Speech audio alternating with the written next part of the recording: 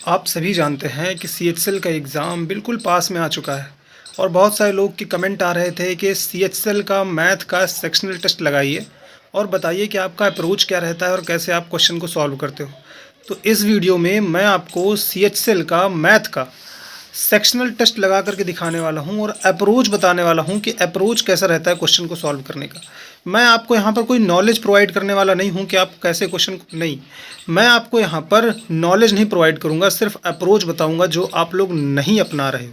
आपके पास खूब नॉलेज है, खूब कोर्स कंप्लीट है, सब कुछ है, लेकिन इसके बाद भी आपके नंबर नहीं आ रहे हैं। सो एक बार कंप्लीट वीडियो को देखिए, आपको मैं बोल रहा हूँ ना, आपको 100% आपको कुछ ना कुछ आइडिया लग जाएगा कि आपकी अप्रोच में क्या गलती है। तो टाइम वेस्ट नहीं करेंगे, सीधा फोकस करेंगे और सीधा आते हैं वीडियो के पास।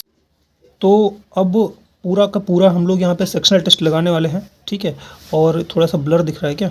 ब्लर क्यों दिख रहा है भाई? हाँ ठीक है, नहीं दिखना चाहिए ब्लर, ठीक है। वो जैसे जैसे वीडियो चलेगा तो आपका वो सही हो जाएगा, है ना। चलिए, तो अब हम यहाँ पर सेक्शनल टेस्ट लगाने वाले हैं और मैं आपको अप्रोच बताऊंगा कि अप्रोच क्या होने वाली है, कि आप कैसे क्वेश्चन को सॉल्व करोगे, वो सॉल्व करने की क्या अप्रोच होने वाली है, वो पूरी अप्रोच मैं आपको यहाँ पर समझाने वाला हूँ। देखिए, 2-3 चीज़ें आप नोट कर लीजिए और ये आपको अपने हिसाब से नोट करनी है। ये मैं अपने हिसाब से नोट करवा रहा हूँ। पहला आपका यहाँ पर जो होगा, पहली जो चीज़ होगी वो ये होगी कि मैं 3 लाइन से बड़ा कोई भी क्वेश्चन होगा, 3 लाइन से बड़ा, ये प्लस लगा दिया मैंने, अगर बड़ा कोई भी क्वेश्चन होगा तो मैं उसको फर्स्ट गो में स्किप कर दूंगा।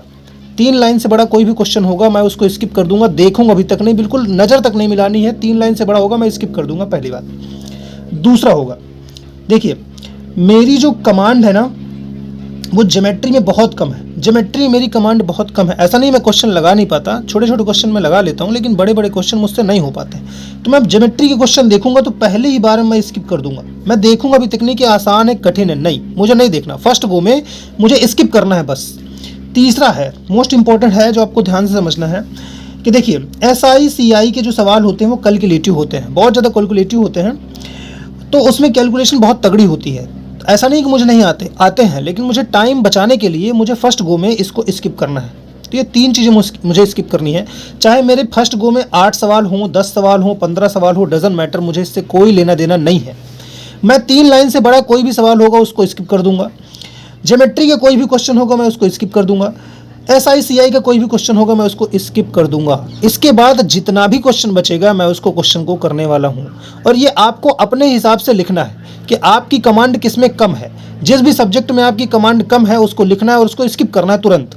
3 लाइन से बड़ा क्वेश्चन देखोगे स्किप करना है, यानी मेरे कहने का मतलब कि 3 लाइन से बड़ा इसलिए मैंने लिखा कि छोटे छोटे सवाल पहले करने हैं, छोटे छोटे क्वेश्चन पहले करने हैं। 3 लाइन से बड़े सवाल में आप फंस सकते हो, इसलिए इसको बाद में करना है, टाइम बचाना है, ठीक है। चलिए अब स्टार्ट करते हैं, कोई भी उठा लेते हैं। आप देख सकते हो यहाँ पर CHSL मॉक टेस्ट यहाँ पर लिखा हुआ है, सीरीज लिखा हुआ है 2025 का, Tier 1 एंड Tier 2। तो यहाँ पर क्वांट का मैं निकाल लेता हूँ और क्वांट का मैं कोई भी निकाल लूँगा रैंडम, ताकि आपको ये ना लगे कि चलो नीचे शुरू कर देते हैं। 7, 8, 10, 10, 12, चलो 8वां नंबर स्टार्ट कर देते हैं, 8 नंबर, ठीक है। ये मैंने कर दिया और मैंने यहाँ पर हिंदी, भैया शुद्ध हिंदी, और हिंदी मैंने सेलेक्ट कर लिया, डन। चलिए अब मैं चालू कर रहा हूँ आपके सामने।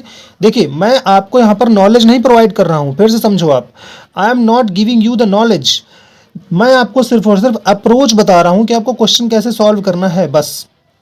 तो आप मेरे नंबर पे मत जाना कि मेरे कितने नंबर आ रहे हैं, क्योंकि मैं आपको समझाने वाला हूँ, तो हो सकता है मेरा नंबर कम आए, समझाने में टाइम वेस्ट भी होता है। बट आपको सिर्फ और सिर्फ अप्रोच पर फोकस करना है। और हाथ जोड़ की विनती है आपसे कि पूरा वीडियो देखना है, तभी आप कुछ सीख पाओगे, अदरवाइज तो स्किप करके चले जाओगे तो वैसे भी कुछ नहीं सीखने वाले हो। चलिए, तो मैं इसको जो है ना एग्री एंड कंटिन्यू कर देता हूँ। चलिए पहला क्वेश्चन आपके सामने आता है, 3 लाइन का क्वेश्चन है, 3 लाइन का क्वेश्चन है, मैं इसको फर्स्ट गो में करूंगा। सवाल को सिर्फ एक बार पढ़ना है, सिर्फ एक बार। कह रहा है एक ट्रेन क्रमशः है 800 मीटर और 400 मीटर की लंबाई वाले 2 पुल को पार करने में क्रमशः 100 सेकंड और 60 सेकंड का समय लेती है, ट्रेन की लंबाई कितनी होगी। बहुत इजी सवाल है, मुझे ज़्यादा कैलकुलेशन करनी नहीं है, सिर्फ मुझे स्पीड को बराबर कर देना है, बस स्पीड को बराबर कर देना है। एक ही बार पढ़ोगे तभी क्वेश्चन को कर पाओगे, एक बार नहीं पढ़ोगे तो क्वेश्चन को नहीं कर पाओगे, ये आप समझ लो। एल यहाँ पर हो जाएगा और 60 यहाँ पर हो जाएगा, काट दूंगा इसको, तो 2 से इसको काटूंगा 5, 2 से इसको काटूंगा 3। अब देखो पूरी कैलकुलेशन मुझे करनी नहीं है, मैं 3 का यहाँ पे करूंगा, 8 में गुणा तो 24 तो हो जाएगा, और 3 का एल में करूंगा 3L हो जाएगा, 5 का 4 में करूंगा तो 20 हो जाएगा, यानी कि 2000 हो जाएगा, 5 का एल में करूंगा 2 हो जाएगा, 5L हो जाएगा। 5L में 3L घट जाएंगे तो कितने हो जाएंगे भैया, 2L हो जाएंगे। और 8 त्रिक 24 यहाँ पर हुआ था और 5 को 20 यहाँ पर हुआ था, 24 और 20 यानी कितना बच जाएगा यहाँ पर 400। 400 बच जाएगा, 2 यहाँ पर खत्म हो जाएगा, 200 हमारे पास आंसर आ जाएगा, टिक कर देना। यहाँ पर मैं फिर भी बहुत ज़्यादा सॉल्व कर रहा हूँ, बहुत ज़्यादा सॉल्व करके आपको बता रहा हूँ, लेकिन आपको इतना करना ही नहीं है। अगर आपको बिना लिखे भी समझ में आ जाता है तो आपको बिना लिखे ही आंसर टिक कर देना है। चलिए आगे बढ़ते हैं। लिखा है कि पाइप ए है, 3 लाइन का ही क्वेश्चन है, देख लो 1 2 3। अब इसको मत करने लगा, ये तो लिखा हुआ है चौथी लाइन में, अरे 3 ही लाइन है। आप देखो, पाइप ए पाइप बी क्रम से 5 घंटे और 12 घंटे में एक पूर्ण टंकी को खाली कर सकते हैं, यानी खाली कर रहे हैं। और एक अन्य पाइप है जो 2 घंटे में टंकी को भर सकता है। तो बस कुछ नहीं करना है इसमें। एक 5 है, एक 12 है और एक यहाँ पर 2 है। ये खाली कर रहे हैं, माइनस लगा दिया, ये प्लस लगा दिया क्योंकि भर रहा है। 5 12 और 2 का ये जो एलसीएम हो गया 60 हो गया। 5 से 12 करेंगे 12 यहाँ पर हो जाएगा, 12 से 60 में करेंगे 5 हो जाएगा, और यहाँ पर करेंगे तो यहाँ पर 30 आ जाएगा। अब देखो ये भी माइनस ये भी माइनस, तो 12 5 17 हो गया, और यहाँ पर हो जाएगा हमारे पास 13, 60/13। ये दो, ये फिर भी मैं बहुत ज़्यादा सॉल्व कर रहा हूँ, इतना करना ही नहीं है आपको सॉल्व, ज़्यादा ज़्यादा दिमाग चलाना है। चलिए अगले क्वेश्चन पे आते हैं। जो ये इस तरह के क्वेश्चन होते हैं ना, इस तरह के क्वेश्चन को आपको उल्टा सॉल्व करना है, उल्टा, है ना। ये जो सिंप्लीफिकेशन के क्वेश्चन होते हैं, बहुत सारे लोग यहाँ से अरे क्या हो रहा है, यहाँ से सॉल्व करना चालू कर देते हैं। ऐसा नहीं करना है, यहाँ सॉल्व करना है, यहाँ से उल्टा उल्टा आप सॉल्व करते चलिए। देखिए अब पूरा लिखना ही नहीं है। 28 में 3 यहाँ पर घट जाएंगे, कितना बचेगा 25, 25 में 75 का भाग हो जाएगा, 25 नहीं 75, 3 आ जाएगा। अब ये 15 के साथ का लगा है, तो पहले इसको हम हल कर देंगे। यहाँ पर -3 आ चुका है, मैं यहाँ पर लिख दूंगा -3। ठीक, आगे देखिए, यहाँ पर 3 का लिखा हुआ है, 3 का 15, यानी का मतलब गुणा होता है, 3 15 से डिवाइड हो जाएगा, 5 बचेगा, 5 से 25 का गुणा हो जाएगा, तो कितना 5 से 5 का गुणा हो जाएगा, 25 आ जाएगा। प्लस के 3 ये और माइनस के 3 ये खत्म हो गए, ये वाले खत्म हो गए, लिखना ही नहीं मुझे कुछ। ये माइनस के यहाँ पर कितना बचा है 25, अब माइनस के 25 बचा है, 1/2 यहाँ पर लिखा हुआ है, यानी ये 1/2 और माइनस के यहाँ पर कितना 25, तो 25 दूना 50, 50 में 1 घट जाएगा, 49/2, 49/2। ये भाई साहब मैं बहुत ज़्यादा लिख करके आपको समझा रहा हूँ, बट आपको अप्रोच ध्यान रखनी है। 3 लाइन से बड़ा क्वेश्चन नहीं सॉल्व करना है, ज्योमेट्री क्वेश्चन स्किप करना है, SICI का क्वेश्चन स्किप करना है, और 3 लाइन से बड़ा क्वेश्चन नहीं सॉल्व करना है। आगे बात करते हैं। ज्योमेट्री है, मैं इसको देखूंगा भी तक नहीं, सीधा आगे बढ़ जाऊँगा। 7 अंकों की संख्या है, 44 से विभाज्य है, के का मान। एक बार मुझे सवाल समझ में आ जाना चाहिए, बार बार मुझे पढ़ना ही नहीं है।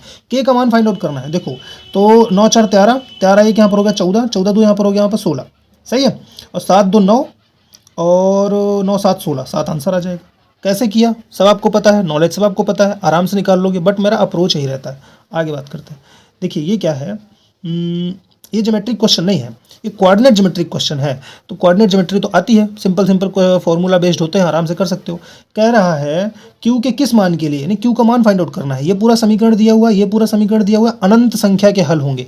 अनंत हल में तो आपको पता ही है फॉर्मूला क्या होता है, A1/A2, B1/B2 और C1/C2, ये सब बराबर होते हैं, सबको पता है। लिखूंगा कुछ नहीं, सिर्फ आपको अप्रोच समझाना है, अप्रोच समझिए। यहाँ पर लिखा हुआ है क्यू का क्या हल होगा, क्यू के क्या मान होंगे, क्यू का मान आप निकालिए। तो क्यू को आप निकाल लो, तो क्यू बटे वाई के साथ, और क्या इसमें लिखा है 414, तो वाई के साथ 414 लिख दिया। और आप देखिए कि जो अचर है वेरिएबल 171 और 207, यहाँ पर लिख दीजिए। यहाँ पर क्या दिक्कत है, 171 और 207 ये लिख दिया मैंने, 171 207। अब इसको अगर मैं काटने का प्रयास करता हूँ, डायरेक्ट यहाँ पर 2 बार में कट जाएगा, 2 से इसका गुणा करा दूंगा, 17 दूनी 34 और 2 1 कम 2, यानी 34 और 2। ये लो, सवाल मुझे सॉल्व करना ही नहीं है, सिर्फ और सिर्फ सवाल उड़ाना है देख करके। चलिए आगे देखते हैं। एक दुकानदार, इजी सवाल है, आराम से कर सकते हो, अंकित मूल पर 25% की छूट देता है। डिस्काउंट 25% की छूट देगा तो 75 में बेचेगा, 75 में बेचेगा ना। चलिए भैया 75% में बेच रहा है, और विक्रय मूल्य दिया 150, विक्रय मूल्य दिया 150, 75 दूनी 150, 1% की वैल्यू 2, 100% की वैल्यू 200। आगे बढ़ते हैं। इसको क्या मैं करूँगा, अरे ये जैसा भी हो, हार्ड हो इजी हो, मुझे इससे मतलब ही नहीं है, जस्ट स्किप करना है, करना ही नहीं है, क्योंकि पता है कितने लाइन का सवाल है, ये मैं करने बैठूंगा तो हो गया कल्याण। आगे बढ़ते हैं। ये देखो 3 लाइन का सवाल है, इसको भी निपटा देते हैं। 3 4 5 हैं भुजा वाले, 3 ठोस घन है। अच्छा, इसको पिघलाया जाता है, जैसे ही पिघलाया जाए आयतन निकालिए और बराबर करिए। 3 का आयतन कितना हो जाएगा, 3 से यहाँ पर 27 हो जाएगा, 4 का कितना हो जाएगा 64 हो जाएगा, और 25 का 1/25, 3 4 5, और यहाँ पर कितना हो जाएगा 6, और यहाँ पर 2, यहाँ पर 1, ओ सॉरी 216, 216 किसका घन होता है, 6 का होता है, यानी अब 6 आ चुका है। और क्या निकालना है, पृष्ठीय क्षेत्रफल निकालना है। पृष्ठीय क्षेत्रफल, पृष्ठीय क्षेत्रफल क्या होता है, 4 गुना भुजा स्क्वायर होता है, 4 गुना 36, 6 चौक 24, 4 3 12, और थोड़ा सा मिस्टेक हो गया क्या कहीं पे, कहाँ मिस्टेक हुआ, कहाँ मिस्टेक हो गया यार, 36 4, हाँ अच्छा, हाँ 6 गुणे भुजा स्क्वायर, हाँ वही तो मैंने कहा, फॉर्मूले का मिस्टेक हो गया, 6 गुणे भुजा का स्क्वायर। तो 6 गुणे कितना हो जाएगा, भुजा का स्क्वायर कितना है हमारे पास 36, कितना हो जाएगा 216। सिंपल सा क्वेश्चन था, थोड़ा फॉर्मूला मिस्टेक हो गया। देखो ये सवाल है, क्या करूँ इसका, स्किप करते हैं पहले गो में, क्योंकि मुझे इसका फॉर्मूला नहीं पता, आगे देखते हैं कैसा भी होगा, स्किप करते हैं। अब देखो 15 और 35 की दो क्रमिक छूट है, एकल छूट निकालना है, यही पूछ रहा है ना, इजी सवाल है। अब देखो 15 और 35 को मैं जोड़ लूँगा, 50 हो जाएगा, 50 हो जाएगा, मुझे घटाना है अब, तो 15 और 35 का गुणा करूँगा, 15 का 5 में गुणा करूँगा, कितना आएगा, पना 75, 7 आएगा। अब ये पॉइंट में आएगा, क्योंकि 100 नीचे बटे में रहता है, तो पॉइंट में आएगा, यानी कि अब 50 में जो भी घटेगा उस साइड आपका पॉइंट में 5 आना चाहिए। अब देखो पॉइंट में 5 कहीं पर भी नहीं है, कहीं पर भी नहीं है, तो भैया इस वाले में है और बाकी किसी में नहीं, यहाँ पर 7 है, तो हो ही नहीं सकता, यही होगा। जब भी आप क्वेश्चन को पढ़ेंगे तो क्वेश्चन को पढ़ने के साथ ही आप उसके ऑप्शन पर नज़र जरूर मारेंगे। सबसे पहले आपको अपने ऑप्शन पर नज़र मारना है कि ऑप्शन क्या है। तो मैंने ऑप्शन पहले ही देख लिया था कि यहाँ पर 5 है, बाकी 5 किसी में नहीं है, इसलिए मेरा आंसर ये हो जाएगा। अब बताइए, ये ज्योमेट्रिक क्वेश्चन है, क्या मैं इसको सॉल्व करूंगा? नहीं करूंगा। देखो हमारे पास मात्र 13 मिनट बचे हैं, थोड़ा फास्ट करना पड़ेगा। दो संख्याएं हैं, तीसरी संख्या से 30% और 37% कम है, तो दूसरी और पहली संख्या से कितना परसेंट कम होगा? तीसरी संख्या को मान लेते हैं यहाँ पर, एक सेकंड, चलिए तीसरी संख्या को मान लेते हैं कि तीसरी संख्या हमारे पास 100 है। इससे 30% अगर पहली संख्या कम है तो कितनी हो जाएगी? 70, और इससे 37% कम है तो कितना हो जाएगा? 63। ये इससे कितना कम है? 7/70, 10%। चलिए आगे बढ़ते हैं, इजी सवाल है। अरे दिखा ही नहीं रहा भाई, हाँ अब दिख रहा होगा। किसी मूलधन पर 5 वर्ष के लिए प्राप्त साधारण ब्याज मूलधन का 2/5। इसको कैसे करोगे? मूलधन का 2/5 साधारण ब्याज, यानी 2/5 है SI, किसका? SI का। और यहाँ पर 5 वर्ष में R की वैल्यू फाइंड आउट करनी है 100। आपको कुछ सॉल्व नहीं करना है, SI से SI कैंसिल हो जाएगा, 5×5 = 25 हो जाएगा, 2 से यहाँ पर करेंगे 25 चौको 100, 4 दूनी 8% हो जाएगा। मैंने इसको ऐसे ही कर दिया पूरा सवाल। देखो 5 से गुणा किया 25 हो गया, 2 से और यहाँ पर है तो 25 चौको 100, 4 और 4 का 2 में गुणा, 4 दूनी 8। इसको मैं बिल्कुल देखूंगा ही नहीं, इसको मैं जस्ट इग्नोर करूंगा। आगे देखिए, मध्यानुपाती आपको निकालना है। मध्यानुपाती क्या होता है? √AB होता है। √AB में 1681 गुणे 1296 लिखना है। अब 1681 किसका होता है? 41 का होता है, लेकिन पॉइंट लगा तो आपको पॉइंट लगाना पड़ेगा। ये तो आपको याद करना पड़ेगा ना, वर्ग वगैरह, तो ये तो आपको याद ही करना पड़ेगा कैलकुलेशन के लिए। आगे देखते हैं, 1296 किसका होता है? 36 का होता है, 1 अंक के बाद दशमलव लगा दिया। लास्ट में कितना आना चाहिए? 6 आना चाहिए। 6 कौन से ऑप्शन में है? 2 ऑप्शन में है, एक इसमें भी है, एक इसमें भी है। तो मैं दो अंक तक सॉल्व करूंगा बस। देखो 6 कम 6 और 6 चौको 24, 1 अंक पॉइंट यहाँ पर देखो, 3 1 कम 3। अब देखो 6 यहाँ पर आ गया, 4 3 7 यहाँ पर आ गया। अब देखो मैंने 7 निकाल लिया है, तो मुझे इसको कोई ज़रूरत है नहीं करने की, तो बस मैं इसी को सॉल्व कर दूंगा, बाकी मुझे देखना ही नहीं। क्या मैं इस सवाल को करने बैठूंगा? करना ही नहीं मुझे इस सवाल को, क्योंकि देखो कितना बड़ा सवाल है। मैं इसको करने बैठूंगा खत्म हो जाएगा, कुछ करना नहीं है, इसलिए इसको इग्नोर करिए। इसमें देखते हैं, ये सवाल अच्छा है और मुझे लग रहा है 3 लाइन का सवाल भी है, तो हो सकता है हमसे। चलिए आगे देखते हैं, यहाँ पे हो जाएगा शायद। सवाल नहीं दिख रहा है यार, हाँ ठीक है। 25,000 छात्रों की एक कॉलेज में 55% लड़के हैं। अच्छा 55% लड़के हैं तो 45% लड़कियां हो जाएंगी। तो मैं इसका 55% निकाल लेता हूँ यहाँ पर, ये इसका 55%, तो ये 2 जीरो खत्म ही हो जाएंगे, 1 जीरो बचेगा। 25 पंचे 125 हो जाएगा, 25 पंचे 125 और 25 और 12 137। ये इतने यहाँ पर लड़के हो गए। 13,750 लड़के हो गए, तो लड़की कितने होंगे? 45%। चाहे गुणा कर निकाल लो, चाहे 25,000 में इसको घटा दो, तो ये हमारे पास बॉयज़ हो गए। तो गर्ल्स कितनी हो जाएंगी? ये भी निकाल लेते हैं। गर्ल्स कितनी हो जाएंगी? ये निकालने के लिए 25,000 में घटा देते हैं, 0 आ जाएगा, 5 आ जाएगा, यहाँ पर बचेगा 9, 9 में 7 चले जाएंगे, 0 0 5, हाँ 9 9 में 7 चले जाएंगे 2, और यहाँ पर बचेगा हमारे पास, सही है ना, करेक्ट है, कोई दिक्कत नहीं है। यहाँ पर बचेगा हमारे पास 4 और 4 में 3 चले जाएंगे, तो हो जाएगा यहाँ पर 1 और 1 के बाद यहाँ पर 11,250, करेक्ट। आप इसको घटा सकते हैं, कोई दिक्कत नहीं है। चलिए अब इतनी तो हमारी गर्ल्स हो जाएंगी, इतनी गर्ल्स हो गई। अब ये कह रहा है कि 30% लड़कियां और 50% लड़के परीक्षा फेल हो जाते हैं, अनुत्तीर्ण हो जाते हैं। तो 50% लड़के फेल हो जाते हैं, यानी 1/2 यहाँ पर बचते हैं।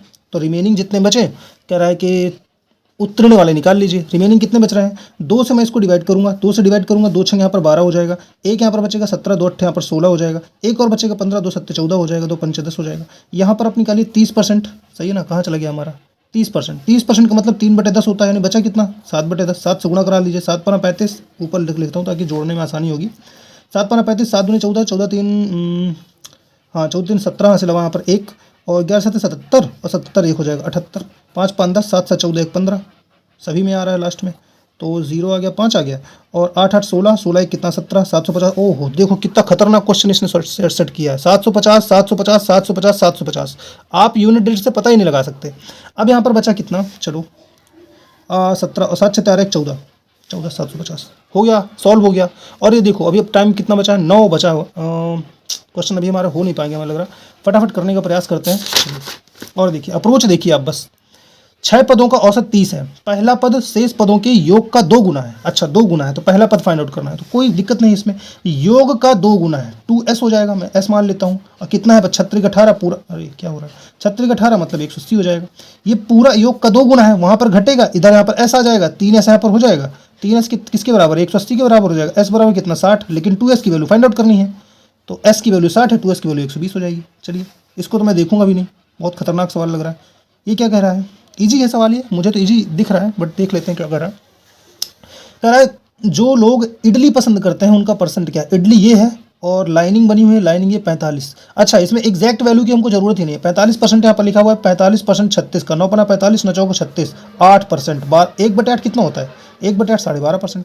चलिए इसको आप छूना नहीं है भैया, इसके कह रहा है निकाय का कोई हल नहीं है, कोई हल नहीं है तो आपको पता ही है भाई, अनंत हल का सब बराबर होता है, निकाय के अनंत हल में b वाला नहीं होता है, बाकी c वाला बराबर होता है, यानी a1 b1 c1 c2 c वाला बराबर होता है, तो बस c वाला से निकाल लीजिए। किसकी वैल्यू फाइंड आउट करनी है, p की वैल्यू फाइंड आउट करनी है, p के साथ क्या है 18 है, तो आप करोगे 18/p और यहाँ पर लिखा है 45 और 45 बटे क्या करोगे 36/54, कहाँ चला गया मेरा 36 बटा हो जाएगा 54 माइनस का 18 दूनी यहाँ पर 36, 27 दूना 54 माइनस के 27, माइनस लगा हुआ है 2 बटे यहाँ पर 54, तो यहाँ पर हो जाएगा 27, ये 27 कहाँ चला गया ये 27। ठीक है, क्वेश्चन को पढ़ना इंपॉर्टेंट है, एक ही बार में पढ़ना है, और ये मैं आपको बता के समझा रहा हूँ तभी ये टाइम लग रहा है, अदरवाइज़ बिल्कुल भी टाइम नहीं लगता। हम 24वें क्वेश्चन पे आ चुके हैं और काफ़ी क्वेश्चन हमारा हो चुके हैं, अभी हमारे पास टाइम बचा हुआ है। ये 1 2 3 4 लाइन का है, मैं इसको नहीं करूँगा, इसको यहाँ पर देखो आसानी से हो जाते हैं सवाल, ज़्यादा टफ नहीं होते। देखिए 2015 और 16 तक गन्ने के उत्पादन में कितने % की वृद्धि हुई है। अच्छा 15 ये है, 16 ये है, 15 ये है, 16 ये है। गन्ने का उत्पादन कहाँ है, गन्ना कहाँ, अच्छा गन्ना ये पूरा ये, और कहाँ पर, पंजाब में। अच्छा पंजाब ये है 250 450, 200 की वृद्धि हुई है, 200 की वृद्धि हुई है 250 में 10% निकालूंगा 25 हो जाएगा, 25 अट्ठे 280, अरे क्या हो रहा है 80 ये 80 में टिक हो गया। चलिए कितने 25 हमारे क्वेश्चन हो गए, कितने क्वेश्चन हुए हमारे पास इसमें टोटल, हाँ 16 क्वेश्चन मैंने कर दिए हैं, और मेरे पास टाइम कितना बचा है अभी दिख रहा है आपको 6 मिनट और 50 सेकंड का टाइम मेरे पास ही बचा हुआ है। अभी मेरे इतने क्वेश्चन हो चुके हैं, अभी मैं और क्वेश्चन करूंगा 6 मिनट में, टेंशन ना लो, लेकिन आप देखो बता के सॉल्व कर करके और आपसे डिस्कस कर करके मैं इतना टाइम बचा पा रहा हूँ, और फर्स्ट गो मेरा कंप्लीट हो चुका है। अगर मुझे खुद सॉल्व करना होता तो हो सकता है कि मैं बहुत आसानी से इसको मैं और टाइम बचा पाता, शायद मैं 10 मिनट पहले ही इसको फर्स्ट गो मेरा हो जाता। चलिए बाकी यहाँ पर देखते हैं जो बचा हुआ है, इसको देख लेते हैं।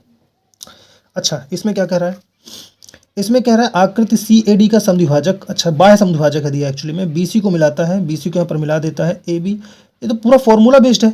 देखो इसका बटा और इसका बटा, बड़ी वाली का बटा और 6 का बटा, और ये पूरी बड़ी वाली का 12 + x का बटा, और ये छोटी वाली का बटा x का बटा, ये है। इसमें x दिख रहा है ना, हाँ x की वैल्यू हमको फाइंड आउट करनी है। कैसे निकालोगे, ठीक है कैसे निकालोगे, ऐसे, ये कैसे टिक हो गया, ओके तो मैं 2 तय यहाँ पर 6, 2 तय यहाँ पर 6 हो जाएगा, 2 पंचे यहाँ पर 10 हो जाएगा, 12 तय 36 यहाँ पर हो जाएगा, 3x हो जाएगा, 5x हो जाएगा, 2 यहाँ पर बचेगा, 2x बराबर 36, x बराबर 18।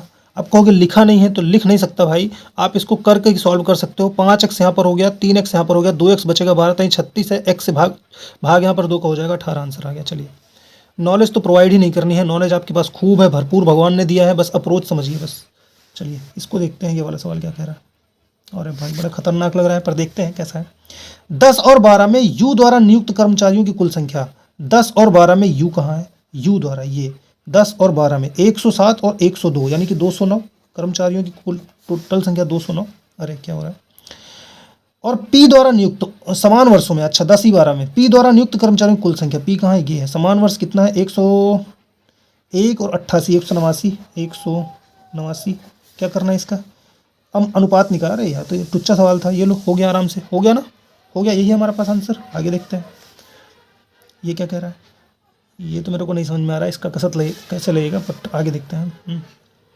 हाँ इसको देख लेते हैं, ये क्या है, CD की लंबाई, CD, अरे यार पूरा फॉर्मूला बेस्ड है, समकोण त्रिभुज है, CD की लंबाई इसका गुणा बटे ये होता है, यानी 12 गुणे 5 बटे 13, 12 पंचे 60, 60 बटे 13, 13 चौको यहाँ पर 52 और 8 बटे 13, 4 सही 8 बटे 13, 4 सही 8 बटे 13, ये तो फॉर्मूला ही है ना, आपने तो पढ़ा होगा ना, इसका और इसका गुणा बटे ये होता है, तो बस फॉर्मूले पर रख दिया, आंसर निकाल लिया।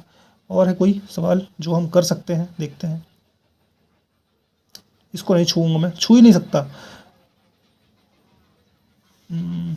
बड़ा लग रहा है ये भी। चलिए आगे देखते हैं, टाइम वेस्ट नहीं करना। इसको देखते हैं, ये मेरे से हो सकता है। एक निश्चित स्थान से एक नदी से दो समान नावें क्रमशः प्रतिवाय और अनुप्रवाह, मतलब एक इधर जा रही है और एक इधर जा रही है, नदी के एक प्रतिप्रवाह एक अनुप्रवाह में जा रही है। नदी के जल के प्रवाह की गति यानी, अच्छा नदी का जल यानी कि वाई की वैल्यू मैं यहाँ पर 3 मान लेता हूँ, और नाव की गति यानी x की गति कितना है? 15 है। अच्छा तो x प्लस वाई कितना हो जाएगा? x प्लस वाई 18 और x माइनस वाई कितना हो जाएगा? ये हो जाएगा हमारे पास 12, कोई दिक्कत नहीं है। तो कह रहा है 12 मिनट के बाद नावों के बीच का अलगाव यानी कितनी दूरी चल जाएंगी, 12 मिनट के बाद ये कितनी चल जाएगी, 12 मिनट के बाद ये कितनी चल जाएगी, दोनों के डिस्टेंस को ऐड कर लेना है, ये बोल रहा है। अच्छा तो कोई दिक्कत नहीं है भाई, 1 घंटे में यानी कि 60 मिनट में जा रही है 12, तो आप मुझे बताइए कि 12 मिनट में कितनी चल जाएगी? 1/5 हुआ, इसका भी 1/5 कर लीजिए। 1/5 यानी 5 से भाग दे दीजिए, 5 तई 15 हो जाएगा, 5 छक्का 30। इसी तरह 12 का निकाल लीजिए, ये 12 था, यहाँ पर 60 था, 1/5 हुआ, इसका भी 1/5 कर लीजिए, ये पॉइंट है लगा हुआ है, हाँ इसका भी आप 1/5 कर लीजिए, इसका 1/5 आप करेंगे तो कितना हो जाएगा? 5 दूनी 10 और 5 चौको 20, इसको ऐड कर लीजिए, 2 5 6 6.5, ये ले। ठीक है, सवाल कितना बड़ा लग रहा था लेकिन आसानी से हमने किया तो हो गया। आगे यहाँ पर देखते हैं 22 नंबर का सवाल। ओहो हो भैया छोड़ दो इसको, करो ही ना, टच ही मत करो इस तरह के सवालों को। इसमें देखते हैं, टेंट हाउस के वृत्ताकार आधार का क्षेत्रफल, वृत्ताकार आधार का क्षेत्रफल, टेंट हाउस है, टेंट हाउस के वृत्ताकार आधार का क्षेत्रफल इतने 308 है, 308 है। ऊंचाई क्या है? अच्छा शंक्वाकार तंबू है, शंक्वाकार तंबू है। और क्या है, क्या कह रहा है? कपड़े की आवश्यकता कितनी होगी, कपड़े की आवश्यकता कितनी होगी ये पूछ रहा है। अच्छा पाई आर एल की वैल्यू पूछ रहा है, पाई आर एल की वैल्यू पूछ रहा है। एच दिया हुआ है, आर यहाँ से निकाल लेंगे, एच दिया हुआ है ना, एच हमारे पास कितना दिया है? एच हमारे पास दिया है 7√2, ठीक है कोई दिक्कत नहीं। पाई आर एल हमको निकालना, पाई आर एल हमको निकालना है ना। ओह अपने पास देखिए टाइम नहीं बचा हुआ है, मात्र टाइम बचा हुआ है 2 मिनट और 2 मिनट का ही बचा हुआ है। चलिए कोई बात नहीं, आगे यहाँ पर देख लेते हैं। 7√2 एच, ओके। तो देखिए आपको पता है कि पाई आर स्क्वायर होता है किसकी, यहाँ पर 308 यहाँ पर लिखा हुआ है, 22/7 होता है, ये 22/7 कर लीजिए, 22 इसको करेंगे तो 14 बार में चला जाएगा, 7 यानी कि आर स्क्वायर यहाँ पर निकालेंगे तो 14 × 7 का कितना हो जाएगा? 7 एक बाहर आ जाएगा, 1 2 बचेगा यानी 7√2। तो आर की वैल्यू भी 7√2 है, इसका मतलब अच्छा तो आर की वैल्यू भी 7√2 है, 7√2 है आर की वैल्यू, और एच की वैल्यू भी है। तो एल की वैल्यू कितनी आ जाएगी? एल की वैल्यू कितनी आ जाएगी? तो एल की वैल्यू हो जाएगी 7 यहाँ पर बाहर आ जाएगा और 2 यहाँ पर आ जाएगा यानी 14। एल की वैल्यू हमारे पास 14 आ गई। अच्छा तो अब क्या पूछ रहा है? पाई आर एल, तो क्या दिक्कत है इसमें? पाई का मतलब 22/7 इंटू आर की वैल्यू 7√2 इंटू 14, 7 यहाँ पर कैंसिल आउट हो जाएगा, 14 से इसमें गुणा हो जाएगा, √2 आ जाएगा, 14 28, 8 लास्ट में होगा √2 के साथ, ये देखो मैंने निकाल दिया, 4 दूनी 8, 8 लास्ट में होगा √2 के साथ, ये है हमारे पास। ठीक है, पूरा हमें सॉल्व नहीं करना है, पूरा सॉल्व नहीं करना है, याद रखना, पूरा सॉल्व करने में बैठोगे सवाल निकल जाएगा। मात्र 53 सेकंड बचे हैं, मैं सवाल और अच्छे से कर पाता ऐसा नहीं है, मुझे 4 सवाल छूट रहे हैं, देखते हैं अभी कौन सा सवाल हो पाता है। ये तो यार मुझे इसे मानना पड़ेगा बट मैं इसको छोड़ दूंगा, कोई दिक्कत नहीं है। चलिए आगे देखते हैं। हाँ इसको देखते हैं, 2 संकेंद्रीय वृत्त हैं, संकेंद्रीय वृत्त एक छोटा यहाँ पर वृत्त हो जाएगा, बाह्य व्यास यहाँ पर 34 है और 25 है, इसका यहाँ पर 34 यानी कि संकेंद्रीय वृत्त है, बाह्य व्यास की बात हो रही है, यानी कि ये भी मेरा छूट ही गया सवाल, ये छूट गया, कर नहीं पाऊंगा मैं इसको। ठीक है, इसमें देखो हाँ मैं एक चीज़ कर सकता हूँ कि अगर 0 ये दिया है तो मैं 0 या तो 1 को सेलेक्ट कर लूँ, ये चीज़ मैं कर सकता हूँ, लेकिन मैं आपको कोई तुक्का मारने की सलाह नहीं दूंगा। मैं चाहूँ तो या तो 0 या तो 1 में किसी में भी एक तुक्का मार सकता हूँ, इसका 0 या तो 1 ही आंसर होगा, क्योंकि मॉक टेस्ट आपने लगाया होगा देखा होगा।